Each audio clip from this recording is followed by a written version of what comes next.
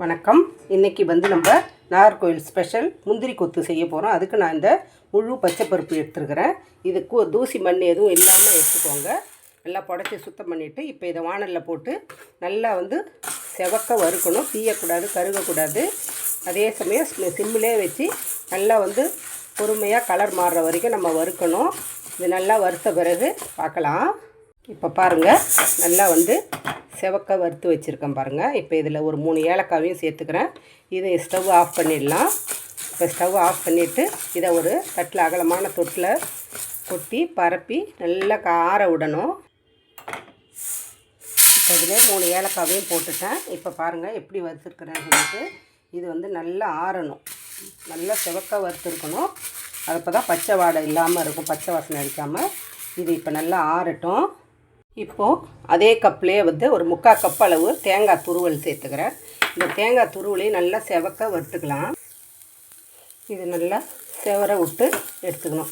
இதுக்கு பதில் நீங்கள் இந்த இடத்துல டெசிகேட்டட் கோகோனட் துருவல் இருந்ததுன்னா கூட உலர் தேங்காய் துருவல் இருந்தால் கூட நீங்கள் அது சேர்த்துக்கலாம். இது என்கிட்ட ஃப்ரெஷ்ஷான தேங்காய் தான் இருந்துச்சு. இது நல்லா செவர வறுத்து எடுத்துக்கிறேன். இந்த தேங்காவை நல்லா ஈரப்பதம் போக நல்லா வறுத்து சேர்த்து செய்யும்போது நம்மளுக்கு ஒரு 15-20 நாள் வரைக்குமே இது வந்து கெடாமல் இருக்கும்.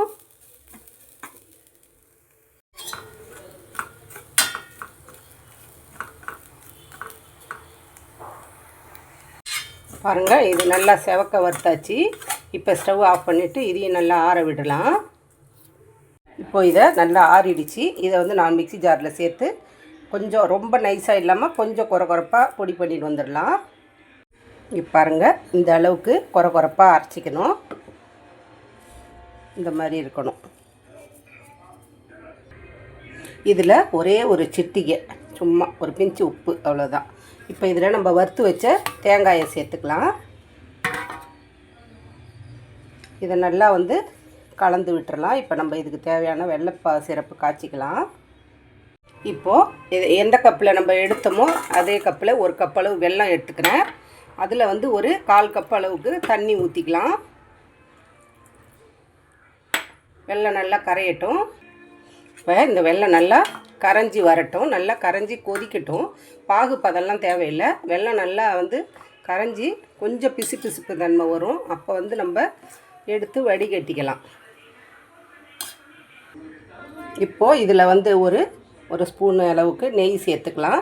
இது கொஞ்சம் வாசனையாக இருக்கும், அதுக்காக தான். நெய் வேணும்னா சேர்த்துக்கலாம், வேணான்னா ஸ்கிப் பண்ணிடலாம். இப்போ பாருங்கள், இப்போ இந்த வெல்லம் வந்து நல்லா வந்து எல்லாமே கரைஞ்சிடுச்சு. நம்மளுக்கு பாகுபதம் எல்லாம் எதுவும் கிடையாது. ஒரு சும்மா ஜஸ்ட்டு இது நல்லா கரைஞ்சி ஒரு கொதி வந்து கொஞ்சம் பிசுப்பு தட்டினா போதும். இந்தமாரி தான். இப்போ பாருங்கள், கொஞ்சம் பிசுன்னு இருந்தால் போதும், அவ்வளோதான். இப்போ ஸ்டவ் ஆஃப் பண்ணிட்டு வடிகட்டிக்கலாம்.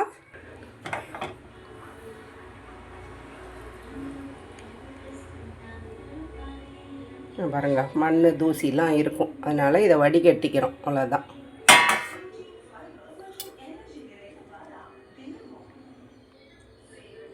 இதை எடுத்துடலாம். வெல்லம் கரைசல் சூடாக இருக்கும்போதே தான் நம்ம அதில் ஊற்றி கிளறணும். இப்போ இதில் நம்ம இந்த வெள்ளை சிரப்பை கொஞ்சம் கொஞ்சமாக ஊற்றிட்டு கிளறிக்கலாம். இது வந்து கொஞ்சம் சூடாக தான் இருக்கும்போது கிளறணும். நல்லா வந்து இப்படி போட்டு கொஞ்சம் வந்து சிரப்பு கொஞ்சம் கூட தான் இருக்கும். இது மீறுறது மாதிரி தான் இருக்கும். அதனால் கொஞ்சம் பார்த்துக்கிட்டு இதுக்கு தேவையான அளவு மட்டும் ஊற்றி நல்லா ஒரு கெட்டியான மாவு பதத்துக்கு பிசைஞ்சிக்கலாம்.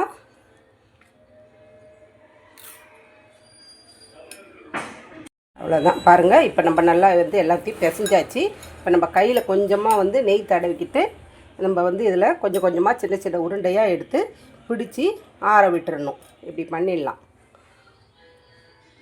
பாருங்கள், இந்த மாதிரி நான் உருண்டை உருட்டி வச்சுருக்கேன். இது நல்லா வந்து கொஞ்சம் ஒரு 1 ஹவர் கிட்ட ஆகட்டும். நல்லா வந்து ஆறணும். லைட்டாக சூடாக தான் இருக்குது. இது நல்லா ஒரு மணி நேரத்துக்கிட்ட இருக்கட்டும். இதுக்கப்புறம் பார்க்கலாம்.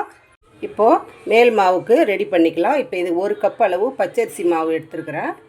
இதை வந்து நம்ம லைட்டாக வந்து சூடு வர்ற அளவுக்கு மாவு வறுத்துக்கலாம். ஜஸ்ட் மாவில் ஈரம் இல்லாமல் இருக்கிறதுக்காக லைட்டாக ஒரு வறுத்துக்கலாம். ஓலை மாவு பதம் வரும்னு சொல்லுவாங்க பாருங்கள். லைட்டாக அதில் ஈரம் ஏன்னா இருந்துச்சுன்னா அதுக்காக தான். ரொம்ப செவக்க வறுக்கணும் அப்படின்லாம் அவசியம் கிடையாது. பாருங்கள், இப்போ நான் இந்த மாவை எடுத்து வறுத்துட்டு இதில் போட்டுக்கிட்டேன். அதுக்கப்புறம் ஒரு 2 ஸ்பூன் அளவுக்கு மைதா மாவு இதில் சேர்த்துக்கலாம். இப்போது இந்த மாவில் ஒரு பிஞ்ச் அளவுக்கு உப்பு சேர்த்துக்கலாம் மேல் மாவுக்கு. அதுக்கப்புறம் இதில் ஒரு அரை டீஸ்பூன் அளவு மஞ்சத்தூள் சேர்த்துக்கிறேன் கலரிங்க்காக. இப்போ இதை நல்லா கலந்து கொடுத்துட்டு தண்ணி ஊற்றுற பதம் காமிக்கிறேன் நான் உங்களுக்கு, எந்த பக்குவத்துக்கு தண்ணி ஊற்றி வைக்கணும் அப்படின்னு சொல்லிவிட்டு. அப்புறம் பார்த்திங்கன்னா இந்த உருண்டையெல்லாம் ஆறிடுச்சு. நான் இந்த மாதிரி எடுத்து வச்சுருக்கிறேன் பாருங்கள். இந்த மாதிரி இது அப்படியே சாப்பிட்றதுக்கே செம்மையாக டேஸ்ட்டாக இருக்கும். இருந்தாலும் இதில் துவச்சி சாப்பிடும்போது இன்னுமே நல்லாயிருக்கும். இப்போது இந்த மாவில் வந்து நான் 1 கப் அளவு தண்ணி ஊற்றிக்கிறேன். தேவையான அளவு நீங்கள் தண்ணி பார்த்து ஊற்றிக்கோங்க. நம்ம சுழியலுக்கெல்லாம் கரைப்போம் பாருங்கள், அந்த மாதிரி தான். ஒரு அரை கப்பு 1.5 கப் அளவுக்கு தண்ணி ஊற்றிக்கோங்க. ரொம்ப தண்ணியாகவும் இருக்கக்கூடாது, ரொம்ப திக்காகவும் இருக்கக்கூடாது. நான் கரைச்சிட்டு இந்த பக்குவத்தை காமிக்கிறேன் உங்களுக்கு.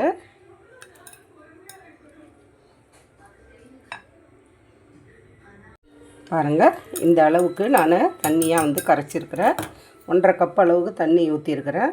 இப்படி எடுத்துட்டு இப்போ இந்த ஸ்பூன் அடி பார்த்தோன்னா பேக் சைடில் ஸ்பூனில் வந்து இந்த பாருங்கள் கரண்டி தெரியணும், இந்த மாதிரி இருக்கணும். இந்த பக்குவம் விரல் நினச்சி பார்த்தா கூட உள்ளே இருக்கிற பூரணம் இதே மாதிரி தெரியணும். மாவு வந்து இந்த பக்குவத்துக்கு கரைச்சி வச்சாச்சு.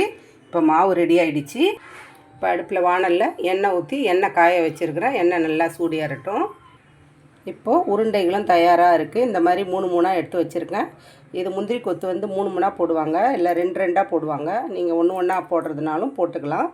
நான் வந்து முந்திரி கொத்து 3 போடலான்ட்டு இந்த மாதிரி 3 எடுத்து வச்சுருக்கிறேன். இப்போது இந்த மாதிரி மாவு வந்து முந்திரி கொத்து இப்படி 3 விரலால் பிடிச்சிக்கோங்க, நல்லா டிப் பண்ணிக்கோங்க.